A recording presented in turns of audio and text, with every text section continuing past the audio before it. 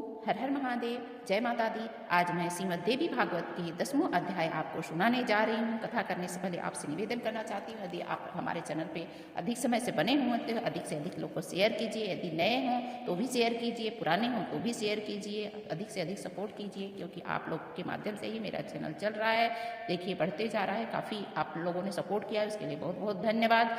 आ जाइए, अब हम लोग 10वां अध्याय की तरफ चलते हैं। इसमें व्यास जी की तपस्या और वर प्राप्ति का वर्णन आता है, जिसमें ऋषिगण बोले, हे सूत जी, आपने हमें पहले ही बता दिया कि असीम तेज वाले व्यास जी ने कल्याणकारी समस्त पुराणों की रचना करके उन्हें सुखदेव जी को पढ़ाया। व्यास जी ने घोर तप करके सुखदेव जी को किस प्रकार पुत्र रूप में प्राप्त किया। व्यास जी के मुख से आपने जो कुछ सुना वह सब कुछ हमसे विस्तार पूर्वक कहिए। सूत जी बोले, सत्यवती पुत्र व्यास जी से जिस प्रकार योगी जनों में श्रेष्ठ साक्षात मुनीश्वर सुखदेव जी उत्पन्न हुए, उत्पत्ति के उस इतिहास को मैं आप लोगों को बताता हूँ। सत्यवती के पुत्र महर्षि व्यास पुत्र प्राप्ति के लिए दृढ़ संकल्प कर अत्यंत मनोहर सुमेर पर्वत के शिखर पर कठोर तपस्या करने लगे। नारद जी सुने गए और यहाँ एकाक्षर वांग बीज मंत्र का जप करते हुए तपोनिधि व्यास जी पुत्र प्राप्ति की कामना से परातत्पर महामाया में अपना ध्यान केंद्रित किए हुए मन ही मन सोच रहे हैं कि अग्नि, भूमि, वायु एवं आकाश इनकी शक्ति से संपन्न पुत्र की मुझे प्राप्ति हो। इस प्रकार प्रभुता संपन्न वे व्यास जी निराहार रहते हुए 100 वर्ष तक शंकर एवं सदाशिव भगवती की आराधना में लीन रहे। अनेक विचार करते हुए महर्षि व्यास जी इस निष्कर्ष पर पहुँचते हैं कि शक्ति ही सर्वत्र पूजनीय है। निर्बल प्राणी लोक में निंदा का पात्र होता है और शक्तिशाली की पूजा की जाती है। जहाँ पर्वत शिखर पर कर्णिकार पुष्प के अद्भुत वन में देवता एवं महातपस्वी मुनि वृंद विहार करते हैं, जहाँ सूर्य, वसु, रुद्र, पवन, अश्विनी कुमार एवं ब्रह्मवेत्ताओं में श्रेष्ठ अन्य मुनिजन निवास करते हैं, मधुर संगीत की ध्वनि से मुखरित उसी सुमेर पर्वत की चोटी पर सत्यवती नंदन धर्मात्मा व्यास जी ने तपस्या की। उनकी इस तप चरण के प्रभाव से समग्र चराचर जगत व्याप्त हो गया है। महावेग संपन्न पराशर पुत्र व्यास जी की जटा अग्निवर्ण हो गई है। तदंतर व्यास जी का यह तेज देख करके इंद्र भयभीत हो गए हैं। तब इंद्र को भयाक्रांत तथा व्याकुल देख करके भगवान शंकर जी उनसे कहने लगे। शंकर जी बोले, हे सुरेश्वर, आपको क्या दुख है? हे इंद्र, आज आप इस तरह भयग्रस्त क्यों हो रहे हैं? तपस्वियों से कभी भी ऐसा नहीं करनी चाहिए, क्योंकि मुनिगण मुझे शक्ति संपन्न जानकर भी तपस्या करते हैं। वे तपस्वी मुनि लोग कहीं भी किसी का अपकार नहीं चाहते हैं। शंकर जी के ऐसे कहने पर इंद्र उनसे बोला, व्यास जी ऐसा तप किस लिए कर रहे हैं? उनकी क्या मनोकामना है? शिव जी बोले, व्यास जी पुत्र प्राप्ति की कामना से यह कठोर तप कर रहे हैं। उन्हें तपस्या करते हुए पूरे 100 वर्ष हो चुके हैं, अतः मैं उन्हें कल्याणकारी पुत्र प्रदान करूंगा। सूर्य जी बोले, दया भाव से युक्त प्रसन्न मुख वाले सद्गुरु भगवान शंकर इंद्र से ऐसा कहकर मुनि व्यास के पास जाकर के बोले, वासवी पुत्र उठो, तुम्हें कल्याणकारी पुत्र अवश्य ही प्राप्त होगा। निष्पाप तुम्हारा यह पुत्र सभी प्रकार के तेजों से संपन्न, ज्ञान वाला, यशस्वी और सभी लोगों का सदा अतिशय प्रिय, समस्त सात्विक गुणों से संपन्न तथा सत्य रूपी पराक्रम से युक्त होगा। सूत जी बोले, तब शूलपाणी शंकर जी का मधुर वचन सुन करके उन्हें प्रणाम कर द्वैपायन व्यास जी ने अपने आश्रम के लिए प्रस्थान किया। वहां पहुंच करके कई वर्षों तक घोर तप करने के कारण अतिशय शांत महर्षि व्यास अरण्य में समाहित अग्नि को प्रकट करने की कामना से अरण्य मंथन करने लगे। मंथन कर रहे व्यास जी के मन में उस समय महान चिंता हो रही थी। मंथन तथा अरण्य के पारस्परिक संयोग से प्रकटित अग्नि को देख करके व्यास जी के मन में अचानक पुत्रो उत्पत्ति का विचार आया कि अरण्य मंथन जनित अग्नि की भांति मुझे पुत्र कैसे उत्पन्न हो, क्योंकि पुत्र प्रदान करने वाली अरणी रूप वह रूपवती उत्तम कुल में उत्पन्न तथा पतिव्रता युवती स्त्री मेरे पास है नहीं। साथ ही पैरों की श्रृंखला के समान स्त्री को मैं कैसे अंगीकार करूं? पुत्र उत्पन्न करने में कुशल और पतिव्रत धर्म में सदा तत्पर रहने वाली पत्नी मुझे कैसे मिली? पतिपरायण निपुण रूपवती कैसी भी स्त्री हो, वह सदा बंधन की कारण ही बनी रहती है। स्त्री सदा अपनी इच्छा के अनुसार सुख प्राप्त करना चाहती है। शंकर जी भी नित्य स्त्री के मोह पास में फंसे रहते हैं। अतः अब मैं अत्यंत विश्राम श्रम धर्म को किस प्रकार अंगीकार करूं? व्यास जी ऐसा विचार कर रहे थे कि आकाश में समीप में स्थित घृताची नामक अप्सरा उन्हें दृष्टिगोचर हुई। चंचल कटाक्षों वाली उस श्रेष्ठ अप्सरा को पास में ही स्थित देखकर कठोर नियम संयम धारण करने वाले व्यास जी शीघ्र ही कामवाण से आहत अंगों वालों हो गए और सोचने लगे कि अब इस विषय संकट के समय में क्या करूं? धर्म के समक्ष इस दुर्जय काम वासना के वशीभूत होकर यदि मैं छलने के लिए यहाँ उपस्थित हुई इस अप्सरा को स्वीकार करता हूँ, तब ऐसी स्थिति में महात्मा तथा तपस्वी गण मुझ काम शक्ति से विहल का यह उपहास करेंगे कि 100 वर्ष तक कठिन तपस्या करने के पश्चात एक अप्सरा को देख करके महातपस्वी व्यास इतने विवश कैसे हो गए, और फिर यदि उसमें अतुलनीय हो तो ऐसी निंदा भी होती रहे, अर्थात उसकी अपेक्षा भी की जा सकती है। गृहस्थाश्रम पुत्र प्राप्ति की कामना पूर्ण करने वाले, स्वर्ग की इच्छा प्राप्ति करने वाला तथा ज्ञानियों को मोक्ष देने वाला कहा जाता है, किंतु वैसा सुख इस देव कन्या से नहीं प्राप्त होगा। पूर्व काल में मैंने नारद जी से एक कथा सुनी थी कि मैं राजा पुरवरा उर्वशी के वशीभूत होकर अत्यंत संकट में पड़ गए थे। यह तो था श्रीमद् देवी भागवत की 10वां अध्याय। अब आप 11वां अध्याय के चलिए, जो कि प्रथम स्कंद के 11वां अध्याय है। मैंने महात्म्य भी 5 सुनाया, उससे पहले आप सुनिएगा। जिसके घर में बालक नहीं हो वो अवश्य कथा सुने, जिसके घर में बच्चे की कामना रखता हो अवश्य कथा श्रवण करे। और जब बच्चे की कामना रखते हुए कथा श्रवण करेंगे तो आपके घर में श्री कृष्ण जैसे पुत्र प्राप्त होगा। तो आइए हम लोग 11वां अध्याय यानी कि 11वें अध्याय की तरफ चलते हैं। इसमें वर्णन आता है, बुद्ध जी के जन्म की कथा आती है। ऋषिगण बोले, हे सूत जी, वे राजा पुरवरा कौन थे तथा वह देवकन्या उर्वशी कौन थी? उस तपस्वी राजा ने किस प्रकार संकट प्राप्त किया? हे लोमस हर्ष तनय, आप इस समय पूरा कथायन विस्तार पूर्वक कहें। हम सभी लोग आपकी मुखारविंद से निश्चित रसमयी वाणी को सुनने के लिए इच्छुक हैं। सूत जी बोले, आपकी वाणी अमृत से भी बढ़कर मधुर एवं रसमयी है। जिस प्रकार देवगण अमृत रस का पान करके तृप्त होते हैं, उसी प्रकार आपकी कथा श्रवण से हम तृप्त नहीं हो पाते हैं। सूत जी बोले, हे मुनियों, हम आप लोगों उन दिव्य तथा मनोहर कथा को सुनिए जिसे मैंने परम श्रेष्ठ व्यास जी के मुख से सुना है। मैंने उसे अपनी बुद्धि के अनुसार वैसा ही कहूँगा। सूर्यगुरु बृहस्पति की पत्नी का नाम तारा था। वह रूप यौवन से संपन्न तथा सुंदर अंगों वाली थी। एक बार वह सुंदरी अपने यजमान चंद्रमा के घर गई। उस रूप तथा यौवन से संपन्न मुख चंद्रमुखी कामनी को देखते ही चंद्रमा उस पर आसक्त हो गए। तारा भी चंद्रमा को देखकर आसक्त हो गई।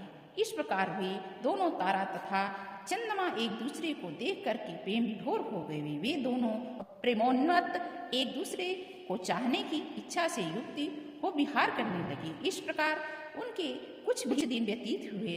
तब बृहस्पति ने तारा की घर जाने के लिए अपना एक शिष्य भेजा, परंतु वह न आ सकी। तब चंद्रमा ने बृहस्पति के शिष्य को कई बार लौटाया तो क्रोधित होकर के चंद्रमा के पास स्वयं गए। चंद्रमा के घर जाकर के उदराचित बृहस्पति ने अभिमान के साथ मुस्कुराते हुए उस चंद्रमा से कहा, हे चंद्रमा, तुमने यह धर्म विरुद्ध कार्य क्यों किया?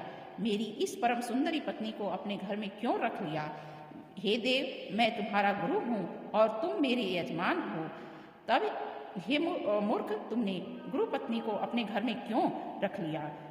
ब्रह्म हत्या करने का, सुवर्ण चुराने वाला, मदिरा पान करने वाला, गुरुपत्नी गामी तथा 5वां इन पापियों के साथ संसर्ग रखने वाला ये महापातकी है। तुम महापापी, दुराचारी, ये अत्यंत निंदनीय हो। यदि तुमने मेरी पत्नी के साथ अनादर किया है तो तुम देवलोक में रहने योग्य नहीं हो। हे दुष्टात्मा, असीता पागी, मेरी इस पत्नी को छोड़ दो जिससे मैं उसे अपने घर ले जाऊं, अन्यथा गुरु पत्नी का अपहरण करने वाले तुमको मैं श्राप दे दूंगा। इस प्रकार बोलते हुए स्त्री विरह के कतार तथा क्रोधाकुल देवगुरु बृहस्पति से रोहिणी पति चंद्रमा ने कहा।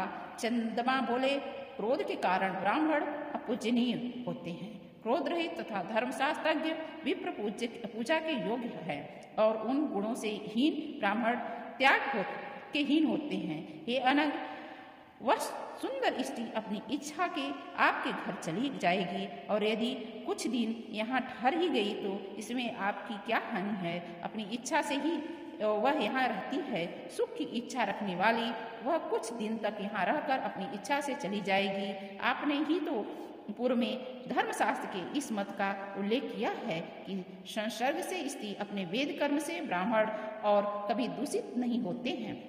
चंद्रमा के ऐसा कहने पर बृहस्पति अत्यंत दुखी हुए एवं चिंता मग्न होकर के शीघ्र ही अपने घर को कुछ दिन अपने घर रह करके चिंता से व्याकुल होकर के बृहस्पति उन औषधिपति चंद्रमा के यहाँ शीघ्र आ पहुँचे। वहाँ द्वारपाल ने उन्हें भीतर जाने से रोका।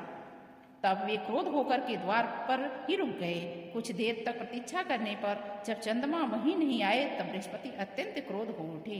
वह विचार करने लगे, मेरा शिष्य होते हुए भी इसमें माता के समान आदरणीय गुरु पत्नी को बलपूर्वक हर लिया है, इसलिए अब मुझे इस अधर्मी को दंडित करना ही चाहिए। तब बाहर द्वार पर खड़े बृहस्पति ने क्रोध के साथ चंद्रमा से कहा, अरे नीच पापी देवाधम, तुम अपने घर में निश्चित होकर क्यों पड़े हो? मेरी स्त्री शीघ्र मुझे लौटा दो, अन्यथा मैं तुम्हें श्राप दे दूंगा। यदि तुम मेरी पत्नी नहीं दोगे तो मैं तुम्हें अभी अवश्य भस्म कर दूंगा। सूत जी बोले। बृहस्पति के इस प्रकार के क्रोध भरे वचन सुनकर के द्विजराज चंद्रमा से घर से बाहर निकले और हंसते हुए उनसे बोले, आप इतना अधिक क्यों बोल रहे हैं? सर्वलक्षण संपन्न वह असीमता पांगी आपकी योग्य नहीं है। हे विप्र, आप अपने समान किसी अन्य स्त्री को ग्रहण कर लीजिए। ऐसी सुंदरी भिक्षुक के घर में रहने योग्य नहीं है। यह प्रायः कहा जाता है कि अपने समान गुण समान पति पर ही पत्नी का प्रेम स्थिर रहता है। अपने इच्छा अनुसार अब आप चाहे यहाँ चले जाए, मैं इसे नहीं दूंगा। आपका शाप मेरे ऊपर नहीं लग सकता है। हे गुरु, मैं यह रमणी आपको नहीं दूंगा, आप जैसा चाहें वैसा करें। सूत जी बोले। चंद्रमा के ऐसा कहने पर देवगुरु बृहस्पति रुष्ट होकर के चिंता में पड़ गए और कुपित होकर के शीघ्रता से इंद्र के भवन में चले गए। वहां देवगुरु बृहस्पति को दुखी देख करके व्याकुल देख करके इंद्र ने पाद्य अर्घ तथा आचमनीय आदि से उनकी विधिवत पूजा करके बैठाया। जब बृहस्पति आसन पर बैठ करके स्वस्थ हो गए, परम उदार इंद्र ने उनसे पूछा, हे महाभाग, आपको कौन सी चिंता है? हे मुनिवर, इतने शोकाकुल किस लिए हैं? मेरे राज्य में आपका अपमान किसने किया है? आप मेरे ऊपर हैं, आप मेरे गुरु हैं, अतः हमारी सारी सेना एवं लोकपाल सभी आपके अधीन हैं। ब्रह्मा, विष्णु, रुद्र तथा अन्य देवता भी आपकी सहायता करेंगे। आपको कौन सी चिंता है? इस समय उसे बताइए। बृहस्पति बोले। चंद्रमा ने मेरी सुंदर नेत्रों वाली पत्नी तारा का हरण कर लिया है। वह दुष्ट मेरे बार बार प्रार्थना करने पर भी उसे नहीं लौटाया। हे देवराज, अब मैं क्या करूं? अब वो तो केवल आप ही मेरी शरण हैं। अहे सत्यक्रतो, मैं अत्यंत दुखी हूँ। मेरी हे देवेश, आप मेरी सहायता कीजिए। इंद्र बोले, हे धर्मात्मा, आप शोक न करें। हे सुब्रत, मैं आपका सेवक हूँ, मैं आपकी पत्नी को अवश्य लाऊंगा। हे महापते, यदि दूत भेजने पर भी वह मदोन्नत चंद्रमा आपकी स्त्री को नहीं देगा तो देव सेनाओं सहित मैं स्वयं युद्ध करूंगा। इस प्रकार गुरु बृहस्पति को आश्वासन देकर के इंद्र ने अपनी बात को वही ढंग से कहने लगे और विलक्षण तथा वाक्पटु दूत को चंद्रमा के पास भेजा। शीघ्र ही वह चंद्रलोक गया और रोहिणीपति चंद्रमा से यह संदेश वचन कहने लगा, हे महाभाग, हे महामते, इंद्र ने आपसे कुछ कहने के लिए मुझे भेजा है, अतः उनके द्वारा कुछ कहा गया है। मुझे भेजा है कि अतः उनके जो जो उन्होंने कहा है तो मैं आपसे कह रहा हूँ, हे महाभाग, मैं कुछ भी अपने से नहीं कर रहा हूँ। हे सुव्रत, आप धर्मज्ञ हैं, नीति जानते हैं तथा धर्मात्मा अत्रि मुनि आपके पिता हैं, अतः आपको कोई ऐसा कार्य नहीं करना चाहिए जिससे आप निंदनीय हो। आलस्य रहित होकर के यथाशक्ति अपनी स्त्री की रक्षा सभी प्राणी करते हैं, अतः इस तारा के लिए बड़ा कलह होगा, इसमें संदेह नहीं है। हे सुधानिधे, से आप अपनी भार्या की रक्षा हेतु प्रयत्न करते हैं, वैसे ही गुरु बृहस्पति भी अपनी पत्नी की रक्षा के लिए प्रयत्नशील हैं। आप अपने ही सदृश सभी प्राणियों के विषय में कीजिए। हे सुधानिधे, आपको यक्ष प्रजापति की सुलक्षणा से युक्त 28 कन्याएं पत्नी के रूप में प्राप्त हैं। आप अपने गुरु की पत्नी को पाने की इच्छा क्यों रखते हैं? स्वर्गलोक में मेनका आदि अनेक मनोरम अप्सराएं सर्वदा सुलभ हैं, अतः उनके साथ स्वेच्छा पूर्वक विहार कीजिए। गुरु पत्नी तारा को शीघ्र लौटा दीजिए। आप जैसे महान लोग यदि अहंकार बस ऐसा निंदनीय कर्म करते हैं तो अनभिज्ञ साधारण जंतु उनका अनुकरण करेंगे तथा धर्म का नाश हो जाएगा। अतः हे महाभाग, गुरु की इस मनोरमा पत्नी को शीघ्र लौटा दीजिए, जिससे आपके कारण इस समय देवताओं के बीच कलह न हो, युद्ध न हो। सूत जी बोले, दूत से इंद्र का संदेश सुनकर के चंद्रमा क्रोधित हो गए और उन्होंने इंद्र के दूत को इस प्रकार व्यंग पूर्वक उत्तर दिया। चंद्रमा बोले, हे महाबाहो, आप धर्मज्ञ हैं और स्वयं देवताओं के साथ हैं। आपके पुरोहित बृहस्पति भी ठीक आपकी तरह हैं। आप दोनों की बुद्धि भी एक समान है। दूसरों का उपदेश देने में अनेक लोग चतुर होते हैं, परंतु कार्य उपस्थित होने पर उपदेशानुसार स्वयं आचरण करने वाला दुर्लभ होता है। हे देवेश, बृहस्पति के बनाए शास्त्र को सभी मनुष्य स्वीकार करते हैं। शक्तिशाली लोगों के लिए सब कुछ अपना होता है, परंतु दुर्लभ लोग के लिए कुछ भी अपना नहीं होता है। तारा जितना प्रेम मुझसे करती है उतना बृहस्पति से नहीं, अतः अनुरक्त स्त्री धर्म अथवा न्याय से त्याग कैसे हो सकती है? गाहस्थ जीवन का वास्तविक रूप से सुख से तो प्रेम रखने वाली स्त्री के साथ ही होता है, उदासीन स्त्री के साथ नहीं। इसलिए हे दूत, तुम जाओ और इंद्र से कह दो कि मैं इसे नहीं दूंगा। हे सहसाक्ष, आप स्वयं समर्थ हैं, आप जो चाहेंगे वह कीजिए। सूत जी बोले, चंद्रमा के ऐसे कहने पर दूत इंद्र के पास लौट आया। चंद्रमा ने जो कुछ कहा था वह सब कुछ इंद्र से कह दिया। इसे सुनकर के तथापि इंद्र भी अत्यंत क्रोधित हुए और बृहस्पति की सहायता के लिए सेना भी तैयार करने लगे। दैत्य गुरु शुक्राचार्य चंद्रमा तथा गुरुदेव के विरोध की बात सुन करके बृहस्पति के द्वैत के कारण चंद्रमा के पास गए और उनसे बोले कि आप तारा को वापस कर दीजिए। हे महामते, हे मान्य, यदि इंद्र के साथ आपका युद्ध छिड़ जाएगा तो मैं भी अपनी मंत्र शक्ति से आपकी सहायता नहीं कर सकता।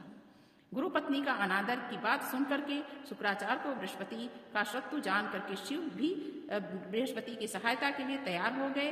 तब तारासुर के साथ हुए युद्ध की भांति देवताओं में संग्राम छिड़ गया। यह युद्ध बहुत वर्षों तक चलता रहा। देवदानों का यह संग्राम देख करके प्रजापति ब्रह्मा जी हंस पर सवार होकर के उस क्लेश की शांति के लिए रणस्थल में शीघ्र पहुंचे। तब ब्रह्मा जी ने चंद्रमा से कहा कि तुम गुरु पत्नी को लौटा दो, नहीं तो भगवान विष्णु को बुलाकर मैं तुम्हें समूल नष्ट कर दूंगा। तत्पश्चात लोग पितामह ब्रह्मा जी ने भृंगु नंदन शुक्र को भी युद्ध से रोका और उनसे कहा कि महामते, दैत्यों के संग से क्या आपकी बुद्धि अन्याय युक्त हो जाएगी? तत्पश्चात ब्रह्मा जी की बात सुनकर शुक्राचार्य चंद्रमा के पास गए और उन्होंने चंद्रमा के युद्ध से रोका और कहा कि तुम्हारे पिता ने मुझे भेजा है, तुम अपने गुरु की पत्नी को तत्काल छोड़ दो। सूत जी बोले, शुक्राचार्य जी की वह अद्भुत वाणी सुन करके चंद्रमा ने बृहस्पति की गर्भवती सुंदर प्रिय भार्या को लौटा दिया। पत्नी की को पाकर के गुरुदेव बड़े प्रसन्न हुए, आनंद पूर्वक अपने घर चले गए। तत्पश्चात सभी देवता और दैत्य भी अपने अपने घर चले गए। पितामह ब्रह्मा अपने लोक को तथा शिव भी कैलाश पर्वत चले गए। इस प्रकार अपनी सुंदरी स्त्री को पा करके बृहस्पति संतुष्ट हो गए। तत्पश्चात कुछ ही दिनों के बाद तारा ने शुभ दिन तथा शुभ नक्षत्रों में गुणों में चंद्रमा के समान ही एक सुंदर पुत्र को जन्म दिया। पुत्र को उत्पन्न देख करके देवगुरु बृहस्पति ने प्रसन्न मन से उसके विधिवत जातक कर्म आदि सभी संस्कार किए। हे श्रेष्ठ मुनियों, चंद्रमा ने जब सुना कि पुत्र उत्पन्न हुआ है, तब बुद्धिमान चंद्रमा ने बृहस्पति के पास अपना दूत भेजा और कहा कि हे गुरु, यह पुत्र आपका नहीं है, क्योंकि यह मेरे तेज से उत्पन्न हुआ है। तब आपने अपनी इच्छा से बालक का जातक संस्कार क्यों कर रहे हैं? उस दूत का वचन सुन करके बृहस्पति ने कहा कि मेरा पुत्र है, क्योंकि उसकी आकृति में मेरे समान, इसमें संदेह नहीं है। और पुनः दोनों में विवाद बढ़ा और विवाद खड़ा हो गया। देव दानव मिल करके फिर युद्ध करने आ गए। इस प्रकार उनका बहुत बड़ा समूह एकत्र हो गया। एक समय शांति के अभिलाषी स्वयं प्रजापति ब्रह्मा जी पुनः वहां पहुंचे और रणभूमि में डटे हुए युद्ध उत्सुक देवदानों को अपने युद्ध से रोका। धर्मात्मा ब्रह्मा जी ने तारा से पूछा, हे कल्याणी, यह पुत्र किसका है? हे सुंदरी, तुम सही सही बता दो, जिससे यह कलह शांत हो जाए। तब असितापांगी सुंदरी तारा ने लजाते हुए सिर नीचे करके मंद स्वर में कहा कि यह चंद्रमा का पुत्र है। ऐसा कह करके घर के भीतर चली गए। तब प्रसन्नचित होकर के चंद्रमा ने उस पुत्र को ले लिया। उन्होंने उसका नाम बुध रखा।